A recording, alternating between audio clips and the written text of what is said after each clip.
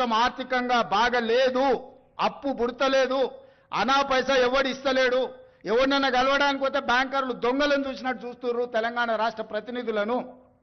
ఎవడు ఢిల్లీకి పోతే అపాయింట్మెంట్ కూడా ఇస్తలేడు, వీడు వస్తే చెప్పులు కూడా ఎత్తుకుపోతాడేమో అన్నట్టుగా ఆ పరిస్థితి ఉంది దేశం ముందల. అప్పు పుడితే నేను కూడా ఏదో ఒకటి చేసి తెచ్చిచ్చేటోను, అప్పు పుట్టట్లేదు, ఎవడు బజార్లో నమ్మడం లేదు.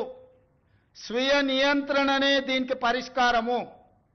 ఎట్లున్నదంటే కాంగ్రెస్ వాళ్ళు చెప్పింది, ఒక ఊళ్ళే మొలక నాట్లేసే టైం వస్తే అలుకుడు చేస్తాను, బట్టలుతాను, మొలకకి అలుకుడు చేస్తాం కదా, తుకాలు పోయేమా పెద్ద మొగోడని ఒకరిని పిలిచిరట. మొగోడని మొలకాల్చడానికి పిలిస్తే ఎలక పిల్లని చూసి ఎలంకర పడ్డాడు. ఇక మా అంత సిపాయిలు లేరు, నేను తెచ్చే ఇస్తాం, 6 సందమామలు పెడతాం, 7 సూర్యులు పెడతాం అని నమ్మబలికి ప్రజలను దగా చేసి మంచిగా